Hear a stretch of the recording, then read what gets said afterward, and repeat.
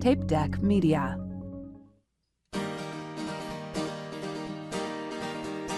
My friend Dan, he's got a podcast, cause all comics need a podcast, and nobody had a podcast called The Art of Bombing. So Dan went out and bought a tape deck. Who knows why he bought a tape deck? Now podcasts don't get played on tape decks, but Dan is from the 80s. So hey there, all you funny jerks, come talk to Dan about your work. Tell him all about your worst times. It's The Art of Bombing.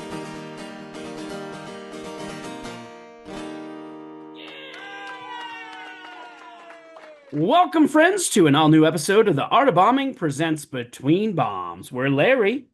That's me. And me, Dan, call back the most recent episode. In this episode, we're calling back episode 316 with Ben Katzner, a Minneapolis-based comedian. It was a fantastic conversation. You guys were on it. It was really... I say that for everything. But for real, they all really good. They are. I'm really good at. Turns out I'm pretty good at what I do. It's crazy, isn't it? After all this time, you got good at something. Right. I can't imagine. After almost 9 years of doing this, I'm finally getting in a groove. I can't imagine being good at anything, even with practice. So, no, it was a really fun conversation, buddy. And I thought so. Yeah. Ben was a new, he had a really, and I say this, it's just like a new voice for the episodes. Like, it brought some definitely brought some different perspective. It was funny that our paths never crossed. Yeah. We just missed each other both times. Yeah, that was really weird where like you guys were in the same scene and just had no idea who the other person was. We missed each other because he moved to New York right around the time I moved to Minneapolis, and then he moved back right about the time I moved to Colorado. So right, I forgot that clarification. Although I liked his answer that he was just actively avoiding you. Which, that's fine. I do think there are comics out there that probably do, and I don't blame them. I'd avoid me too if I could. I avoid me at all costs. I try to avoid you too. I mean, you're making it a lot easier with as hard as you are to get a hold of these days, Mr. Busy over here. Well, it's like I was gonna say, you just try to avoid me mostly because of the smell. Like you moved to Chicago and suddenly you're too busy. Oh no, no, I'm semi-retired now, Dan. I think it's time to pack it in. I think it's pack it in. Time to call it quits. We're done with this. We're done with this show. I'll still do the show. Just get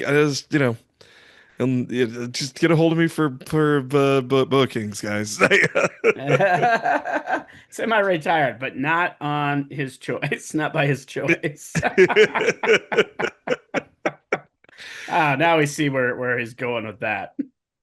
Yeah, well, maybe if I did this thing called Try Harder, I might be. Oh man, okay. Hey, what's that? Oh boy, I think I had some of that. I could use a little bit of try harder. Yeah, I think I had it a few years ago. I've misplaced it in the move, but I'm sure there's a box around here somewhere with my motivation. It's just a box of try harder. Oh, there it is. Oh, look at that. That's a new sponsor. Hey, are you feeling like you could do a little bit better? Maybe you need a little try harder. The Bombing Podcast is proud to endorse Try Harder. Try harder. Feeling like you're not in the spot that you need to be in your career? Have you thought about Try Harder? Yeah, take one try harder every day. You'll see results before you know it. when my son Glenn was 4 years old, right around 4 years old, we were playing. Me and some friends were playing hillbilly golf or hang your balls or whatever you want to call it. Where you fling the golf balls on a string and try to. It's a thing. Anyway, look it up, guys. If you've never played it, it's hillbilly fun. Golf. Hillbilly golf is what it's called. but I wasn't doing real good. And my 4-year-old son comes up and says, "Daddy, I have an idea." And I said, "Give me it." Okay, give it to me. And he goes, "Try harder and be better." And I was like, "Well, that's perfect advice. This week's Perfect advice. episode is sponsored by Try Harder. Next week's episode Try will be harder." sponsored by Do Better. The ultimate combination of supplements. Yep, try harder, be better. And you know what you get when you try harder and you be better? Maybe a little bit of confidence, Dan. You get a little bit of A confidence. little bit of confidence, but not cockiness, Yeah. I hope. Hopefully, it's just Uh, confidence. Side effects can be cockiness, but Oh, snap. Yeah. Get a it's, little bit of try harder, do better, be better. contact contact your doctor. You're Contact gonna your need doctor it. if cockiness is. You'll be confident. All right. Now it sounds like we're selling boner pills. I would take To a any sponsor guarantee. at this point. I'll be honest, any sponsor. Right? Same. I'm not turning anybody's money away unless they've Hims, done something very evil. yeah, even yeah, Blue no. pill hymns, you know. Hims, the We're generic here. Hims, whatever that one was, that Yeah, popped up. blue chew, whatever. We're Yeah. here. Well, here's the thing. Happy birthday. Oh, thank you. Yes. I did And just celebrate a birthday. you did just 47. sell. Yep. And we're the same age. Get ready for most of your targeted ads to be divorce lawyers and boner pills. Oh yeah. Well, they've already been doing that, so Okay. turns Great. out you turn 45 and all that stuff comes. Yeah, it does. Like, And it just does not go away. But you're but right. You will get a little bit of confidence if you try harder and you do better because obviously you'll start getting booked more, you'll get out more. yeah, but then like you guys touched on it in the episode. There's that fine line between Yep. being confident and being cocky, and What do you we know what a do lot you of think that fine line is? confidence is when you know that you are good at what you do. You know that you are, um, you know what you're worth, but you also know that you still have to try harder. Um, it's the theme today. See, but Cockiness. I would add to that though on that, confidence also is knowing you have the goods to do what you need to do, but still being Mhm, humble enough to know that even having those goods does not mean you will succeed in that, you know exactly. what I mean? Like you could have all the confidence in the world, but knowing you could still bomb on a show, confidence, where Yep. cockiness, I think, is the opposite, where you don't think you'll fail, but there's Yeah. And it's that delusion that you can't fail. You're too it, good to fail. yeah. And even when you do fail, not admitting that it was a Yeah. failure. Like, Yep. but it's I think I've mentioned it on here before. It's a pigeon playing chess. It's strutting around the board, taking a dump all over the chess pieces. Little peacocking out there on Yeah, this stage doing a little peacocking.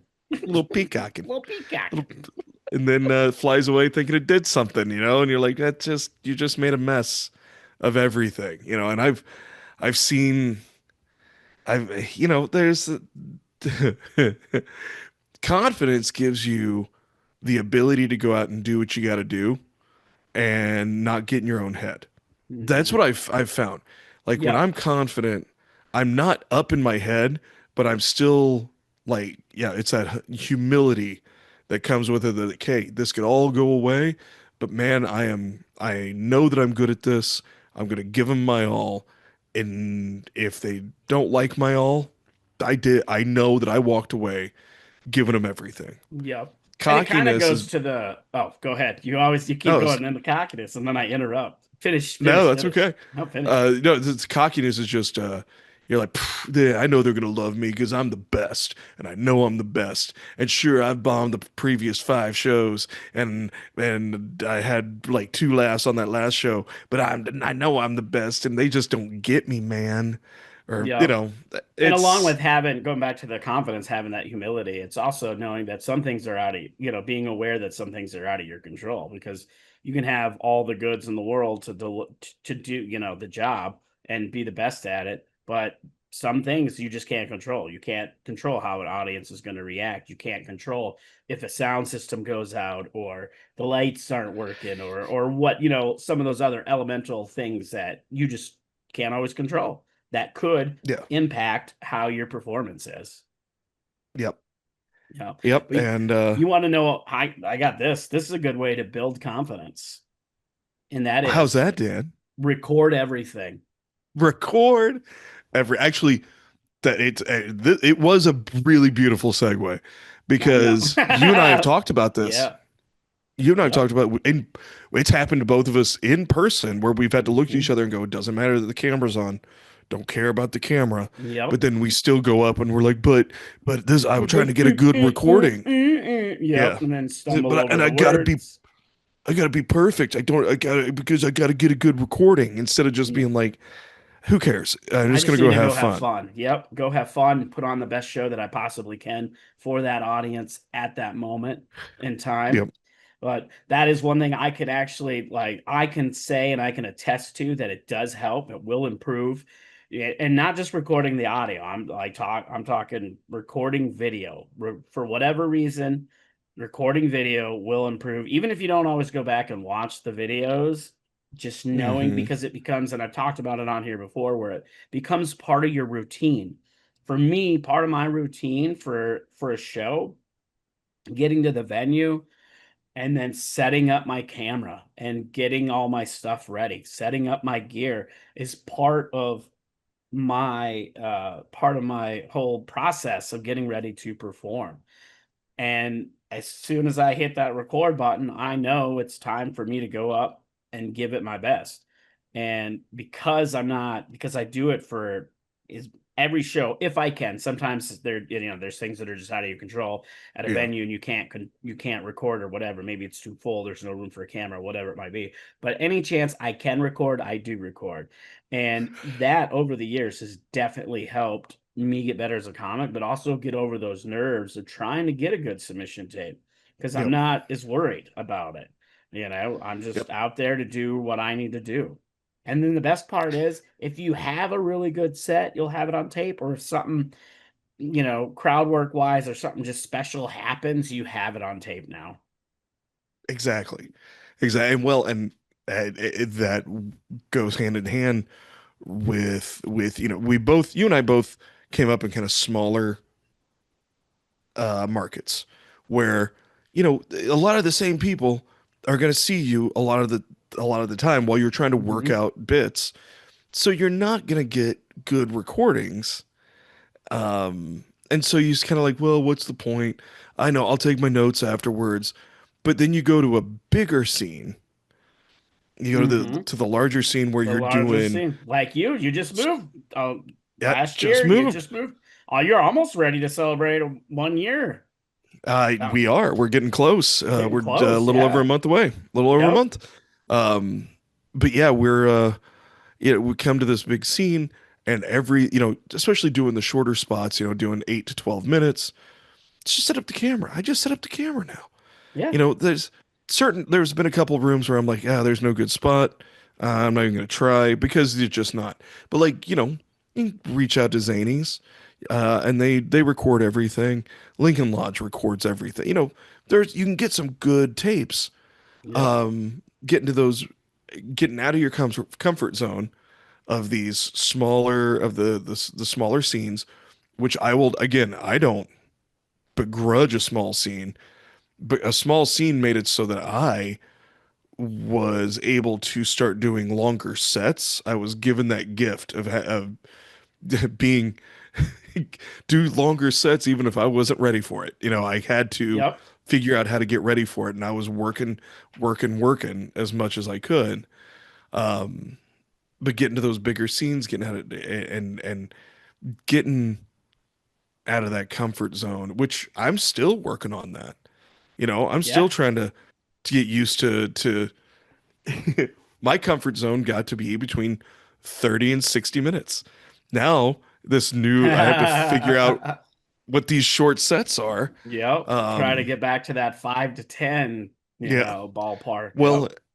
and I'll go in with the best of intentions, and then I'll end up riffing half of my set if it feels good. If it, but I get that I also get that freedom, and I know if the riff isn't, if I hit that riff and it's not selling, I abandon ship. I go right back to material that I know works. Hmm.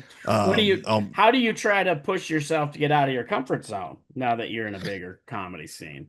I'm trying to get out to, I, I I am trying to get out to more mics. I'm reaching out more to people I don't know. But grabbing friends, grabbing connections, and be like, hey, can I drop your name? Which Hmm. is not anything I've ever been comfortable doing.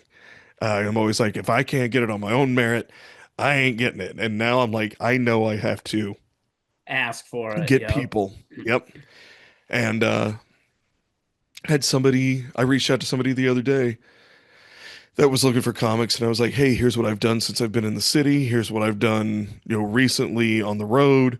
Um, here's a clip. I can send you a couple more Was if you want to that see a for that longer one. one-liner madness show or no? Oh, because Which one? I tagged you and somebody was looking for comics in Chicago area and I tagged you Oh, for the oh one-liner yeah, that madness. no, they didn't. I saw that tag. I'm. It's like, hey, thanks, but no, they haven't reached out to me, which is weird because that was Emily Winter, wasn't it? Yeah. Yep.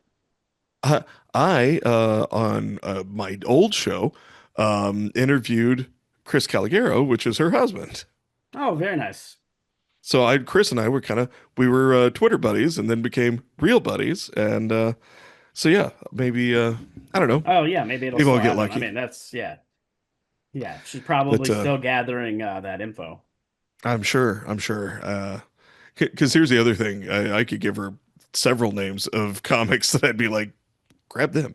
Yeah, right. But yeah, it's that's my comfort zone is being like, if I can't do it on my own, then I'm not going to do it. And then, but having to reach out and put myself out there again, oh, that is, even though I have people that know me, I have people that will vouch for me.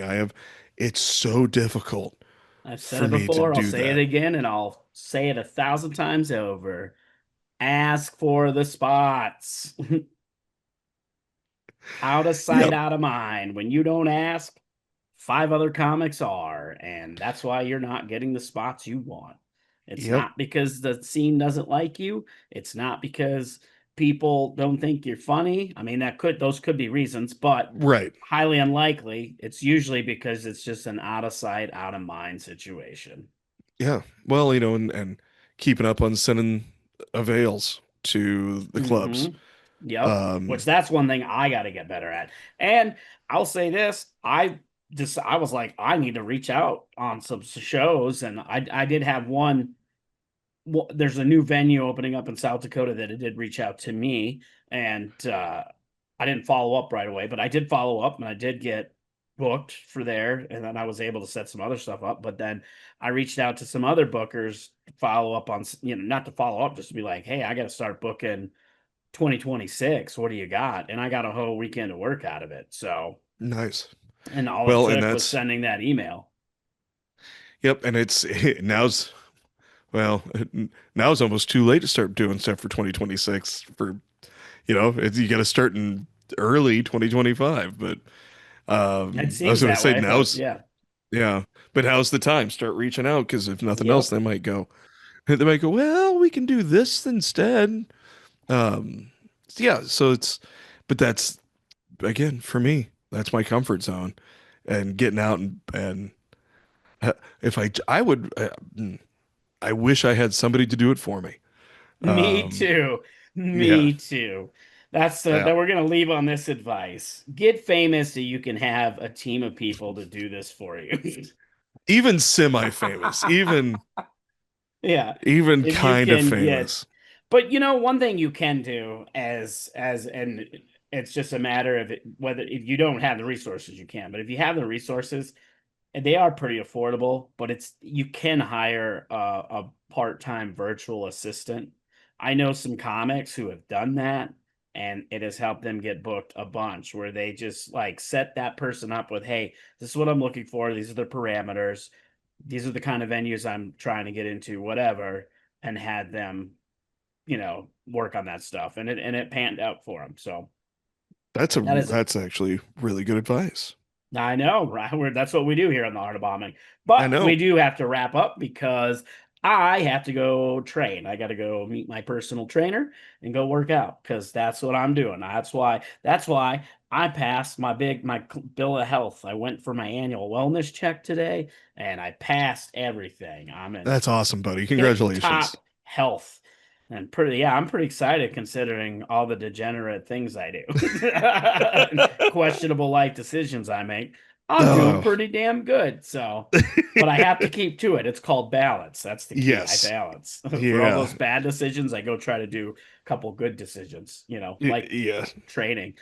That, Uh, well, and funny, as soon as we're off here, that's what I'm gonna go do. So See, it's look at us being healthy. uh Just healthy little bees, bumblebees. I don't know. I yeah. got nothing. I got But nothing. thanks for listening. Do us a favor. If you like this show, share it with your comedian friends. Share it with people who you might be fans of comedy. Share it with them. Maybe they'll Yeah. get into. Maybe they want to learn about the nuts and bolts of stand-up comedy. This is a perfect way to do it because that's what we're doing. We're getting into the nitty-gritty, the nuts and bolts, the dirty bits of comedy, and getting greasy with it, if you will.